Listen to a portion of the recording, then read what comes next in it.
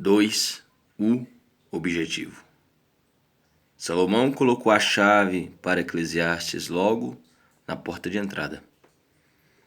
Vaidade de vaidades, diz o pregador. Vaidade de vaidades. Tudo é vaidade. Que proveito tem um homem de todo o seu trabalho, com que se afadiga debaixo do sol? Eclesiastes capítulo 1, versículo 2, versículo 3. Caso, ainda assim, alguém não encontrasse a chave, colocou-a também na porta de trás. Eclesiastes 12, versículo 8. Nesses versículos, Salomão apresenta algumas palavras e expressões fundamentais que aparecem repetidamente ao longo de Eclesiastes, de modo que devemos nos familiarizar com elas. Vaidade de vaidades. Observamos anteriormente que Salomão usa o termo vaidade 35 vezes neste livro. Trata-se da palavra hebraica hevel, que significa vazio, futilidade, vapor. É provável que o nome Abel venha do mesmo radical, Gênesis 4, versículo 2. Tudo que desaparece rapidamente, sem deixar qualquer vestígio, pode ser considerado hevel, vaidade. Um de meus professores do seminário definiu hevel como aquilo que resta depois que se estoura uma bolha de sabão. Ao considerar sua riqueza, suas obras ou seu mundo, Salomão chega à mesma conclusão. Tudo é vaidade e correr atrás do vento. Eclesiastes capítulo 2, versículo 11. No entanto, essa não é sua conclusão final, como também não é a única mensagem que deseja transmitir a seus leitores, como veremos mais adiante. Debaixo do sol. Encontramos essa expressão importante repetida 27 vezes em Eclesiastes e também debaixo do céu. Eclesiastes 1:13, Eclesiastes 2:3, Eclesiastes 3:1. Trata-se de uma definição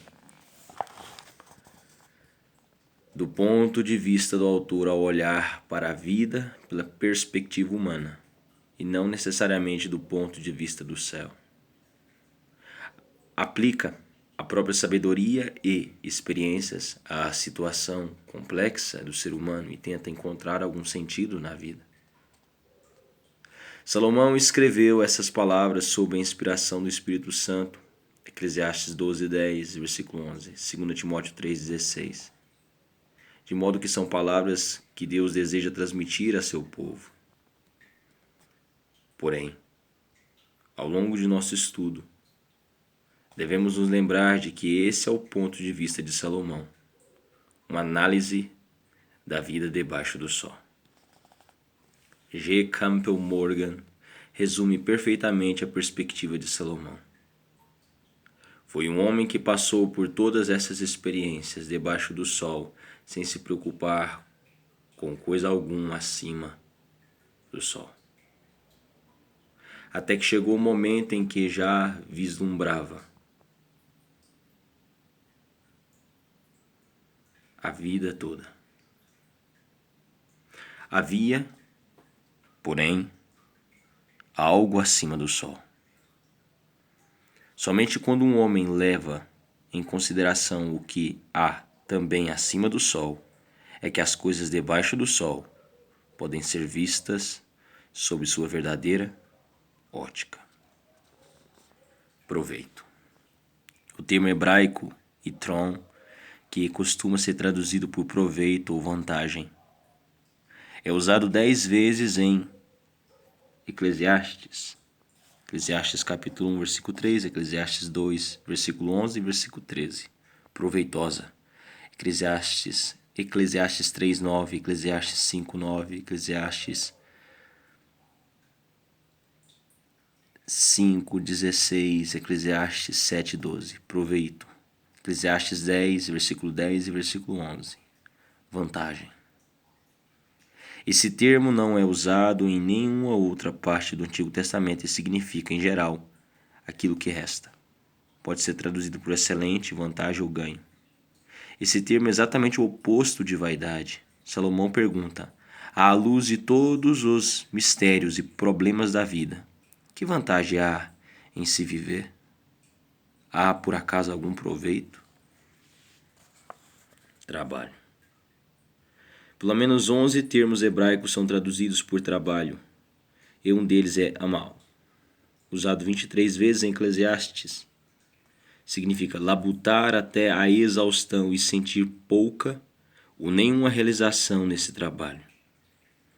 Dá a ideia de tristeza, miséria, frustração e fadiga. Moisés expressou o significado dessa palavra em Deuteronômio 26, versículo 7 e Salmos 90, versículo 10. É evidente que, do ponto de vista debaixo do sol, o trabalho diário de uma pessoa parece fútil e penoso. Mas o cristão sempre pode se apropriar das palavras de 1 Coríntios 15, 58 e trabalhar com alegria. Dentro da vontade de Deus, sabendo que no Senhor, o seu trabalho não é em vão. Homem. Trata-se do conhecido termo hebraico Adam. Gênesis 1, 26, Gênesis 2, 7, Gênesis 2, 19. E se refere ao homem como um ser feito do pó, em hebraico Adama. Gênesis 2, 7, Gênesis 3, 19. Por certo, o homem é feito à imagem de Deus, mas veio do pó e é para o pó que volta depois da morte. Salomão usa esse termo 35 vezes ao analisar o homem debaixo do sol. Essas são as palavras básicas apresentadas nos versículos iniciais de Eclesiastes. Mas há, ainda, algumas outras palavras-chave que devemos considerar. Mal. Esse termo é usado 31 vezes no original, traduzido por enfadonho. Eclesiastes 1:13, Eclesiastes 4:8. Grave mal. Eclesiastes 5:13. Arruinar. Eclesiastes 8:9. Perverso. Eclesiastes 10:13. Penoso. Eclesiastes 2:17. Adversidade. Eclesiastes 7, versículo 14 e versículo 15. Mal. Eclesiastes 8:6. Trata-se do oposto de bem. Inclui uma porção de coisas: dor, tristeza, circunstâncias difíceis e aflição. É um dos termos prediletos do rei Salomão para descrever a vida como ele a vê debaixo do sol. Gozo. Apesar de todos os conflitos dolorosos com o mundo e seus problemas, Salomão não recomenda o pessimismo nem o cinismo. Antes, nos admoesta a ser realistas a respeito da vida, a aceitar as dádivas de Deus e a desfrutá-las. Eclesiastes 2, 24, Eclesiastes 3, versículo 12 ao 15, Eclesiastes 3, versículo 22, Eclesiastes 5, do versículo 18 ao 20, Eclesiastes 8, 15, Eclesiastes 9, do versículo 7 ao 10, Eclesiastes 11, versículo 9, versículo 10. Afinal, Deus tudo nos proporciona ricamente, para nosso aprazimento. 1 Timóteo capítulo 6, versículo 17. Palavras relacionadas como, por exemplo, gozar, são usadas pelo menos 17 vezes em Eclesiastes. Salomão não diz: comamos, bebamos e nos alegremos, pois amanhã morreremos. Antes nos aconselha a confiar em Deus e a desfrutar aquilo que temos, em vez de nos queixar daquilo que não temos. A vida é curta e difícil, de modo que devemos aproveitá-la ao máximo enquanto podemos. Sabedoria. Uma vez que este é um dos livros de sabedoria do Antigo Testamento, Eclesiastes certamente trata tanto da sabedoria quanto da loucura. No original, há pelo menos 32 referências à loucura e ao louco, e pelo menos 54 referências à sabedoria. O rei Salomão foi o mais sábio de todos os homens. 1 Reis capítulo 4, versículo 31, e aplicou tal sabedoria.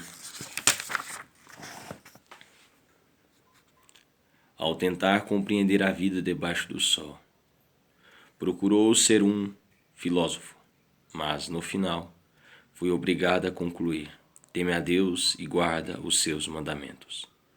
Eclesiastes 12, 13. Deus.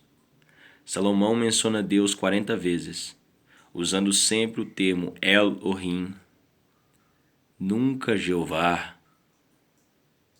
Elohim, Deus em nossas versões da Bíblia, é o Deus Todo-Poderoso, o Deus glorioso da criação, que exerce seu poder soberano.